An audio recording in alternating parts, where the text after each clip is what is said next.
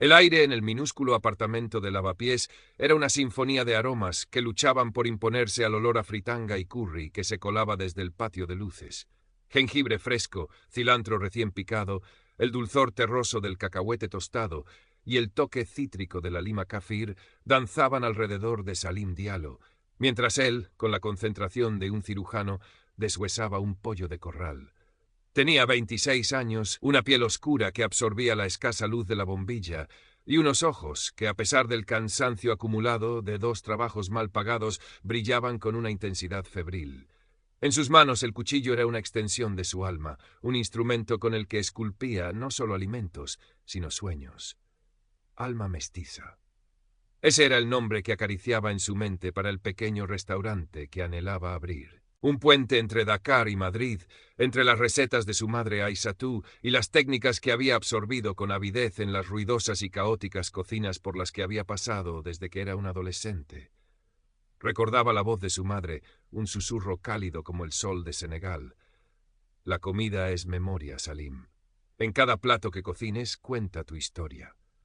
Y su historia era una de resiliencia, de un talento innegable que luchaba por florecer en una tierra a veces fértil, a veces hostil. Hacía semanas que el folleto de la Fundación Gastronómica de España descansaba sobre la desvencijada mesa de la cocina. Becas para jóvenes talentos culinarios. Las palabras parecían burlarse de él. Joven talento, sin duda. Pero aceptaría la élite culinaria española, esa guardia pretoriana de la tradición, a un chico como él. Un chico negro de Lavapiés, cuyo concepto de fusión iba más allá de mezclar aceite de oliva con salsa de soja. Un recuerdo amargo, como el regusto de una especia quemada, le asaltó. Tenía 19 años, trabajaba de pinche en un restaurante con ínfulas en el barrio de las Letras. El chef, un hombre pálido y de bigote ralo, había probado una pequeña creación que Salim había preparado para el personal con las sobras, un humilde arroz con pollo al que había añadido un toque de cieboudien. El chef lo había mirado con una mezcla de sorpresa y desdén. No está mal, chico, había dicho, pero esto no es cocina española, esto es otra cosa. Esa otra cosa era él, su identidad, su herencia. Y la forma en que lo dijo, como si fuera una mancha, una impureza, se le había quedado grabada a fuego. Apartó el recuerdo con un movimiento brusco de cabeza.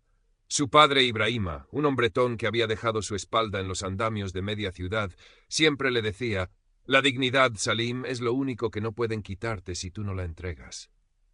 Y él no pensaba entregarla. Rellenó el formulario con letra cuidada, describiendo Alma Mestiza no como un simple restaurante, sino como una experiencia, un diálogo entre culturas. Adjuntó sus recetas, fotografías de sus platos cocinadas en esa misma cocina diminuta, con una presentación digna de cualquier restaurante de alta alcurnia. Lo envió sin demasiadas esperanzas, más como un acto de desafío personal que como una expectativa real. La notificación de que había sido preseleccionado le llegó una mañana gris, mientras fregaba ollas en la trastienda de una tasca ruidosa. La leyó 3 veces, sus manos temblorosas, manchadas de grasa.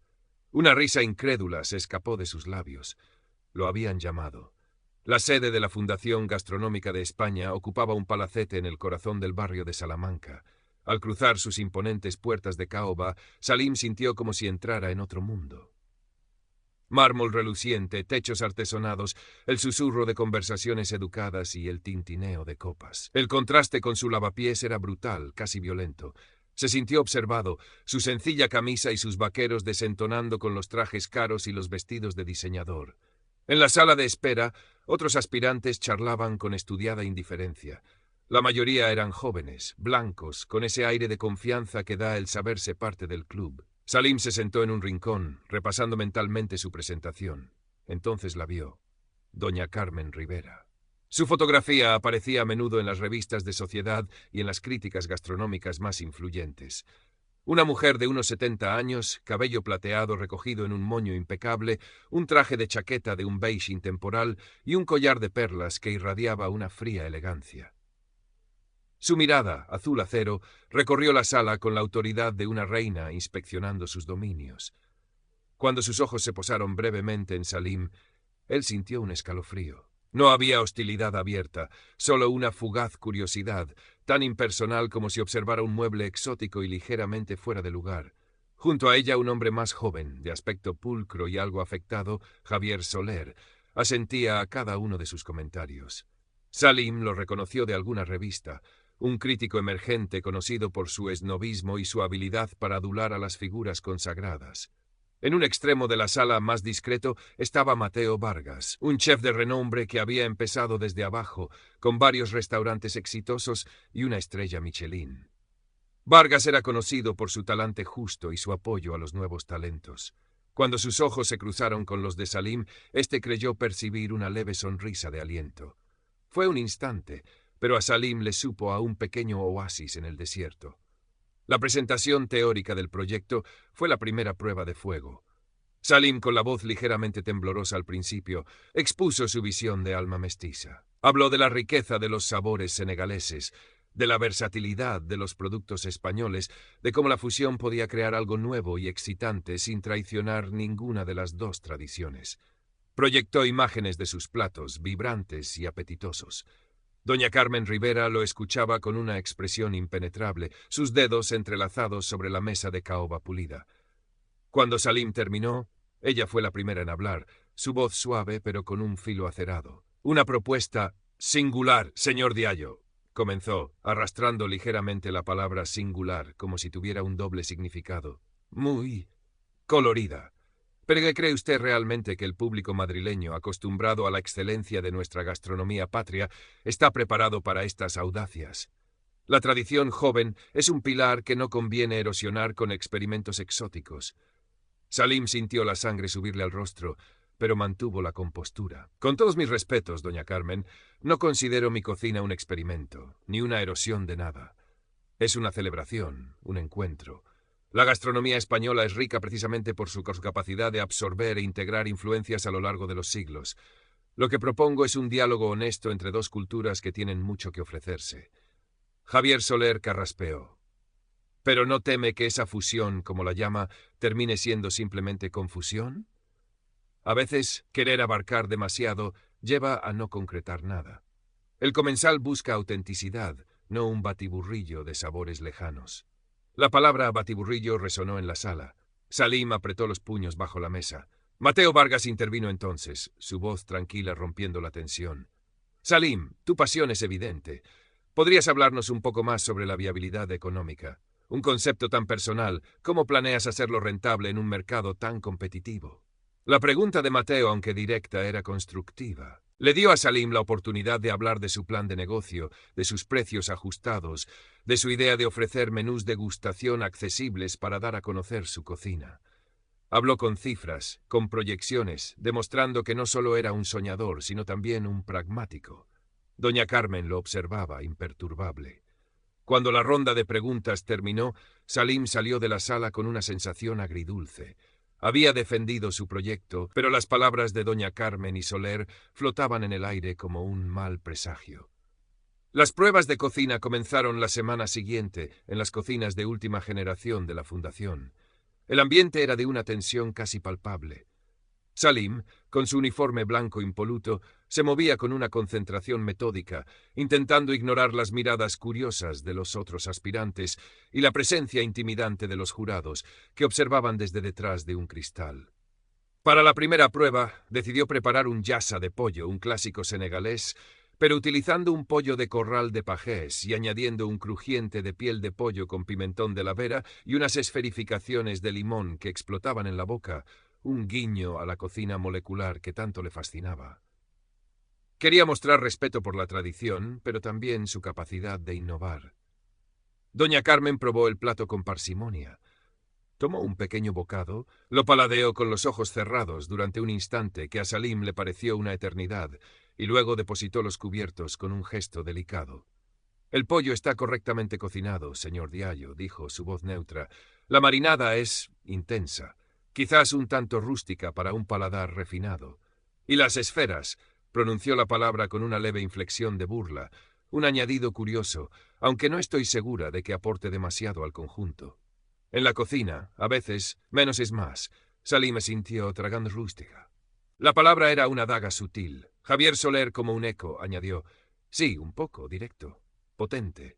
Quizás demasiado para una competición de este nivel». Solo Mateo Vargas pareció apreciar la complejidad. La acidez del limón rompe muy bien la grasa del pollo, Salim, y la textura del crujiente es excelente. Hay una buena idea aquí. Pero los comentarios de doña Carmen pesaban más.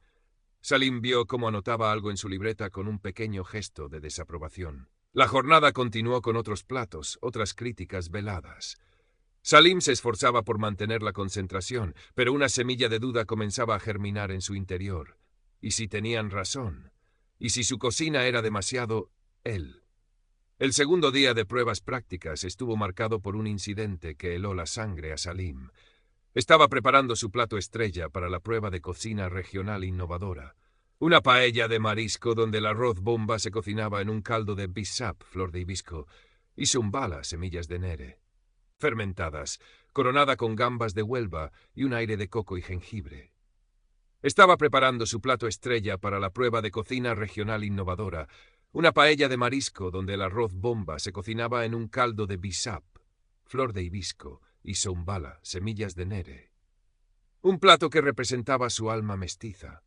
Había dejado los delicados pistilos de azafrán de La Mancha, un ingrediente carísimo que había comprado con sus ahorros, en un pequeño cuenco sobre su mesa de trabajo.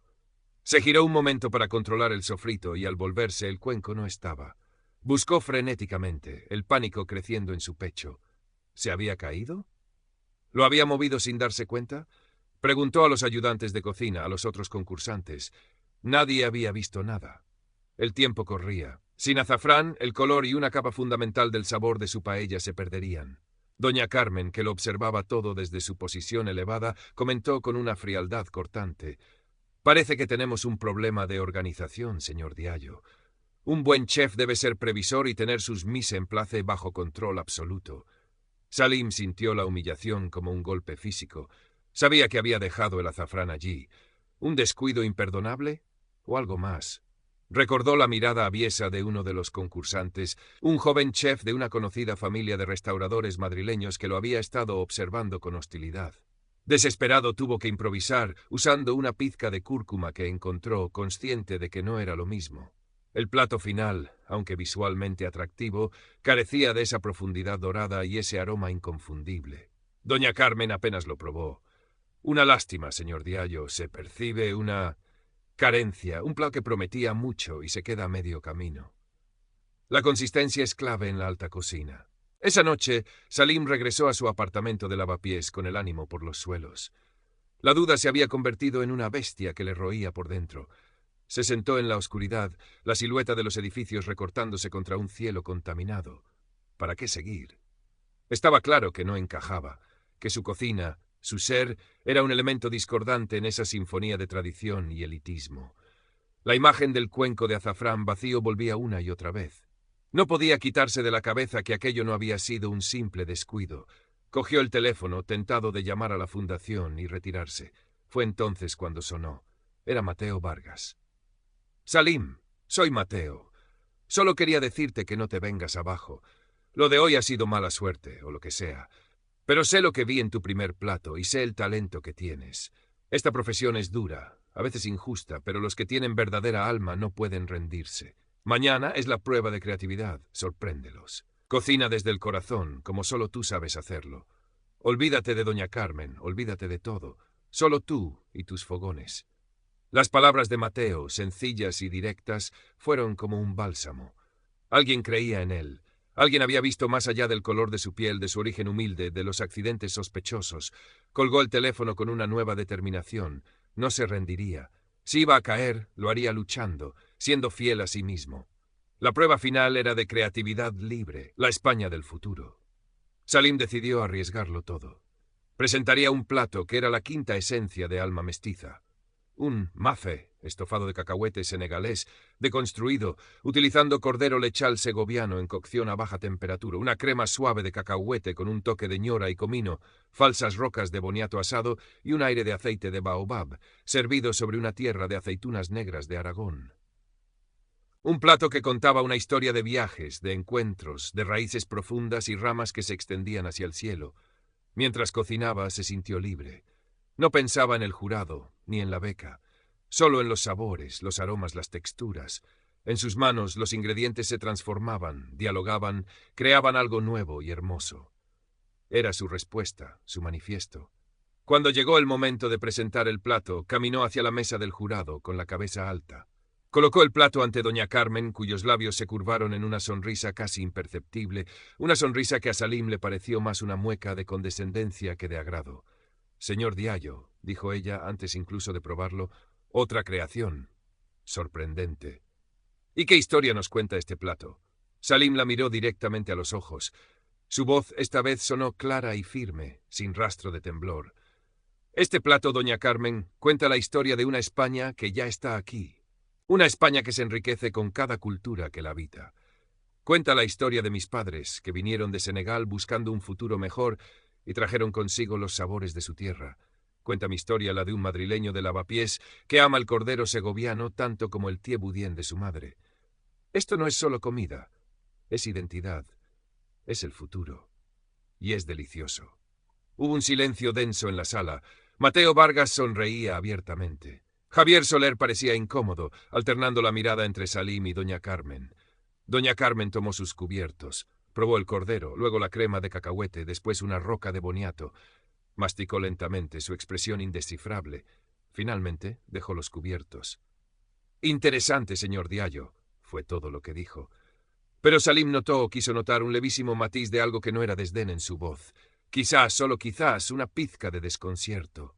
La deliberación del jurado se prolongó durante horas. Salim esperaba en una antesala junto a los otros dos finalistas, un joven vasco de técnica impecable pero algo predecible, y una chica catalana especializada en postres vanguardistas. El aire estaba cargado de una tensión eléctrica. Cada cierto tiempo se oían fragmentos de voces acaloradas al otro lado de la puerta. Dentro de la sala de deliberaciones, la batalla era encarnizada. «El plato del señor Diallo es una provocación, no una propuesta seria», argumentaba doña Carmen, su voz gélida. «Pretender que esa mezcla abigarrada represente el futuro de la gastronomía española es un insulto a siglos de tradición y refinamiento. Su técnica es irregular, sus sabores, aunque potentes, carecen de la elegancia y el equilibrio que buscamos. No podemos premiar la confusión conceptual por muy sentimental que sea su historia personal». Mateo Vargas replicó con vehemencia. «Pero Carmen, por Dios, ¿no ves la originalidad, la audacia, el alma que hay en ese plato? Técnica la tiene, y de sobra. ¿Irregular? Yo diría valiente. Ha creado algo nuevo, algo que fusiona mundos con una coherencia asombrosa. Su discurso sobre la identidad es precisamente lo que necesitamos. Chefs que cocinen con verdad, que reflejen la sociedad en la que vivimos. ¿O vamos a seguir premiando eternamente las mismas recetas, las mismas caras, los mismos círculos cerrados? Esto es una beca para jóvenes talentos, para abrir caminos, no para perpetuar el statu quo». Javier Soler, visiblemente incómodo, intentaba mediar. «Ambos tenéis puntos válidos. La tradición es importante, pero la innovación también. El plato de Diallo es arriesgado, quizás demasiado. El del chico vasco es técnicamente perfecto, muy seguro». «Seguro no es lo que buscamos, Javier», interrumpió Mateo. «Buscamos talento transformador, y Salim Diallo lo tiene. Lo del azafrán fue muy sospechoso, Carmen, y tus críticas han sido sistemáticamente negativas hacia él, a pesar de que otros hemos visto destellos de genialidad». Doña Carmen se irguió en su asiento. «¿Insinúas que mi juicio no es imparcial, Mateo? Llevo 40 años en esto. Mi único criterio es la excelencia. Y lo que vi en el señor Diallo, con toda su pasión exótica, no alcanza ese estándar. No para esta fundación. La discusión se encalló, las puntuaciones estaban increíblemente ajustadas. El voto de Javier Soler se convirtió en el fiel de la balanza. Presionado por la mirada fulminante de doña Carmen y los argumentos apasionados de Mateo, Soler sudaba visiblemente. Recordó el plato de Salim, el sabor del cordero, la suavidad de la crema, la sorpresa del aire de baobab. Recordó también la mirada de suficiencia de doña Carmen cuando criticaba al joven chef. Y por primera vez en mucho tiempo sintió una punzada de algo parecido a la vergüenza por su propio servilismo. Finalmente los llamaron. Los 3 finalistas entraron en la sala, el corazón de Salim latiendo con fuerza contra sus costillas. Doña Carmen Rivera se puso en pie, sosteniendo un sobre. Su rostro era una máscara de profesionalismo. «Después de una larga y minuciosa deliberación», comenzó, su voz resonando en el silencio, El patronato de la Fundación Gastronómica de España ha tomado una decisión. La beca para jóvenes talentos culinarios de este año, dotada con 30.000 euros y un programa de mentoría, es para un cocinero que ha demostrado no solo una técnica prometedora, sino una visión personal y una capacidad de transmitir emoción a través de sus platos. Salim apenas respiraba. Miró a Mateo, quien le sostuvo la mirada con una leve sonrisa enigmática. El ganador es... Doña Carmen hizo una pausa dramática que a Salim le pareció eterna. El señor Salim Diallo por su proyecto Alma Mestiza. El mundo pareció detenerse por un instante. Salim tardó unos segundos en procesar las palabras. ¿Había oído bien? Miró a su alrededor, incrédulo. El joven vasco aplaudía con corrección. La chica catalana sonreía. Mateo Vargas le guiñó un ojo. Javier Soler tenía una extraña expresión, mezcla de alivio y sorpresa consigo mismo. Doña Carmen se acercó a Salim y le tendió la mano. Su apretón fue firme, casi doloroso. Felicidades, señor Diallo. Espero que sepa aprovechar esta oportunidad y que demuestre que nuestra confianza no ha sido depositada en vano. Había una advertencia implícita en sus palabras, pero Salim apenas la oyó. Una oleada de emoción pura, incontenible, lo embargó. Tartamudeó unas palabras de agradecimiento, su voz rota. Recordó a su madre, a su padre, las horas interminables en la cocina, los desprecios silenciosos, el cuenco de azafrán vacío. Y ahora esto. La celebración fue modesta, en su pequeño apartamento de Lavapiés, con su madre Aissatou llorando de alegría, sus hermanos pequeños correteando y el olor a Thiboudien llenando cada rincón. Mateo Vargas apareció por sorpresa, con una botella de buen vino español. «Te lo dije, chico», le dijo, dándole una palmada en la espalda. «El alma no se puede esconder, y tú tienes mucha. Ahora empieza lo difícil». Salim sonrió. Sabía que Mateo tenía razón. La beca era solo el primer paso. Abrir Alma Mestiza, hacerlo prosperar, seguir luchando contra los prejuicios que sin duda encontraría, sería una batalla constante. Pero ahora tenía armas, reconocimiento, un pequeño capital y, sobre todo, una confianza renovada en sí mismo y en su cocina. Días después, mientras buscaba local para su restaurante, pasó por delante de la fundación. Vio a doña Carmen Rivera salir, subiendo a un coche con chofer. Sus miradas se cruzaron por un instante a través del cristal. Salim sostuvo su mirada, esta vez sin rastro de intimidación. Simplemente asintió, un gesto breve, casi imperceptible. Doña Carmen no devolvió el saludo, pero por una fracción de segundo Salim creyó ver algo en sus ojos, no aceptación, ni mucho menos. Pero quizás, solo quizás, el atisbo de una duda, la sombra de un respeto a regañadientes por aquel joven chef negro de Lavapiés que se había atrevido a cocinar su verdad y, contra todo pronóstico, había conquistado un pequeño espacio en su hermético mundo. Salim sonrió para sus adentros. El camino sería largo, pero como le había enseñado su padre, la dignidad ya la llevaba puesta. Y como su madre siempre decía, en cada plato contaría su historia.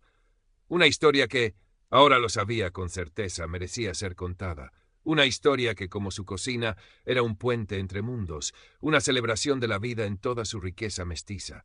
Alma Mestiza no era solo el nombre de un restaurante, era la promesa de un futuro donde el sabor no tendría color, solo verdad, y él estaba listo para cocinarlo.